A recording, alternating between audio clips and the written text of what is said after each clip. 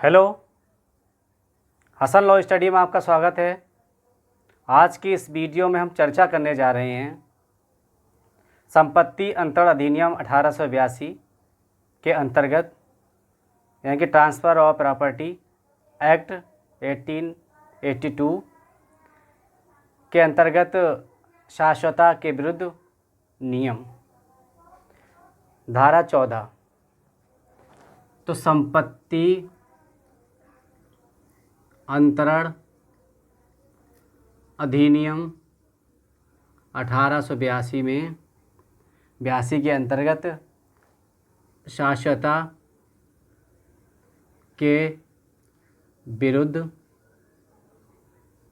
नियम। ये जो नियम है वो इस अधिनियम की धारा 14 में वर्णन है, इसका वर्णन किया गया है। अगर आप हमारे इस चैनल पर नए हैं तो मेरा चैनल नीचे रेड बटन दबाकर अभी सब्सक्राइब कर लें, बिल्कुल निःशुल्क है। मेरी इस वीडियो को लाइक करें, शेयर करें और कमेंट भी किया करें।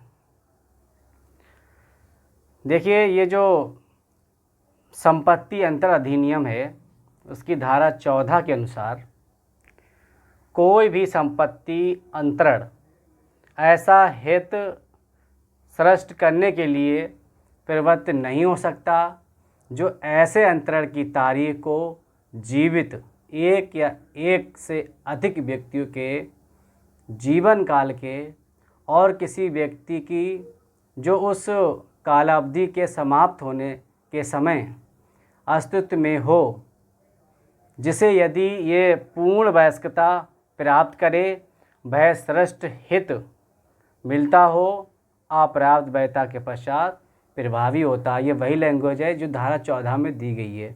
इसे दोबारा भी आप सुन सकते हैं, थोड़ी समझ में नहीं आई होगी, लेकिन एक बार देख लेंगे, दोबारा देख लेंगे तो फिर सब क्लियर हो जाएगी। विधि ने शाश्वता का सृजन हमेशा ही जनहित या जन नीति या लोक हित के विरुद्ध माना है। ये कह रहे हैं जन नीति के विरुद्ध माना है, क्योंकि संपत्ति का अंतरण करने की शक्ति समाज में धन के परिचालन के लिए आवश्यक है। धन के परिचालन के लिए आवश्यक है। इस कारण विधि अंतरण की स्वतंत्रता पर जोर देती है।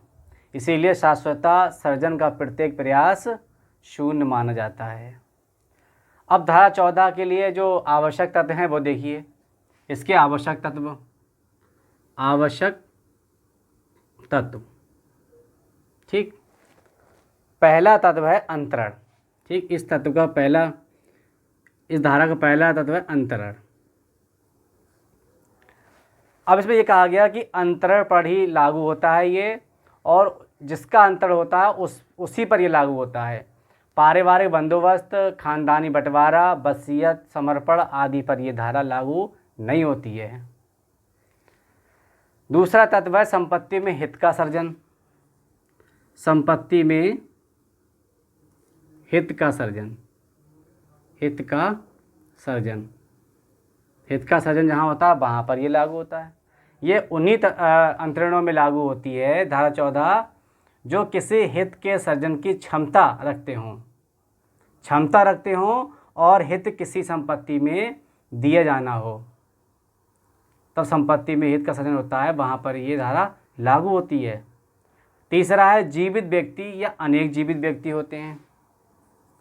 जीवित व्यक्ति या अनेक जीवित व्यक्ति या अनेक जीवित व्यक्ति, ठीक। अनेक जीवित व्यक्तियों पर ये लागू होती है।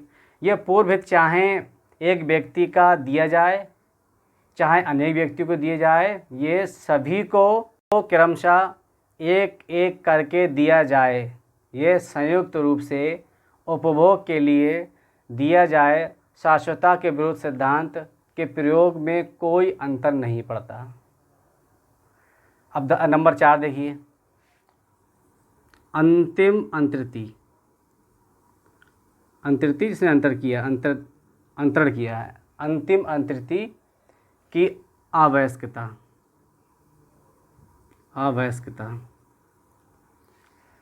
तो इसमें कहा गया कि अवयस्कता एक शाश्वता वैध करार दी गई है यदि अंतिम अंतर्ति नाबालिग हो या अजात हो, परंतु आगे वर्णित अहर्ता मापदंड पर खरा उतरे तो संपत्ति का अंतरण उस व्यक्ति की वयस्कता तक वैध होगा।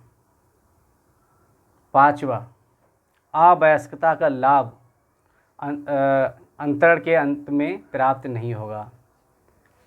अवयस्कता का लाभ ठीक, अवयस्कता का लाभ अंतरण के अंत में प्राप्त नहीं होगा। अंतरण के अंत में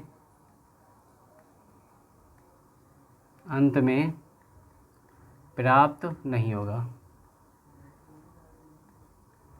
ठीक, इसमें क्या कहा गया है कि यदि अंतिम अंतर्ति अवयस्क हो तो विधि उसके हितों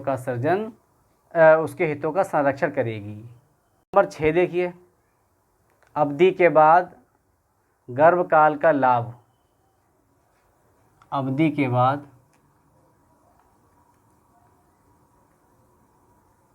गर्भकाल का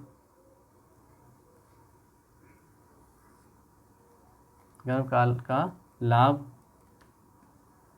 ठीक, का लाभ अंतर्ति को प्राप्त नहीं होता। अंतर्ति को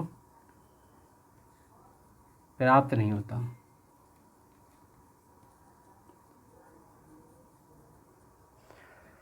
इसमें कहा गया कि अधिकतम शाश्वता की जो अवधि होगी वो क्या है, देखिए, पूर्ववर्ती हित प्राप्त व्यक्ति प्लस अंतर्ति गर्भकाल प्लस अंतिम अंतर्ति की वयस्कता, ये बताया गया है। 7वां है निहित का सिद्धांत। निहित का सिद्धांत 7वां, निहित का सिद्धांत।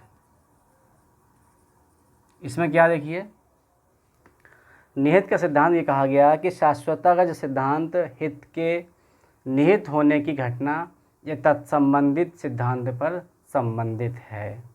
तो ये 7 तत्व इसमें हैं, लगभग 7-8 तत्व, उन तत्वों के बारे में डिस्कस किया। अब अपवाद देखिए, इस नियम के अपवाद देखिए, इस नियम के अपवाद क्या हैं।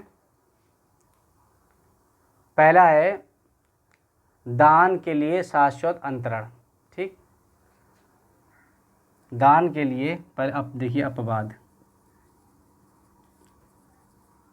अपवाद के सिद्धांत, यह नियम। ठीक, पहला क्या बताया अपवाद में कि दान के लिए शाश्वत अंतरण। शाश्वतता उस स्थिति में वैध होगी जब किसी संपत्ति का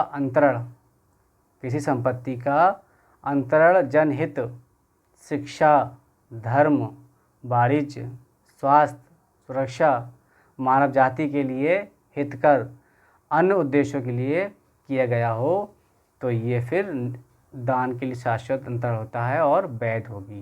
ये धारा 18 के अनुसार, इस अधिनियम की धारा 18 के अनुसार भी ये वैध मानी गई है। कोई व्यक्तिगत कोई प्रतिसंविदा है तो वो भी वैध होगी।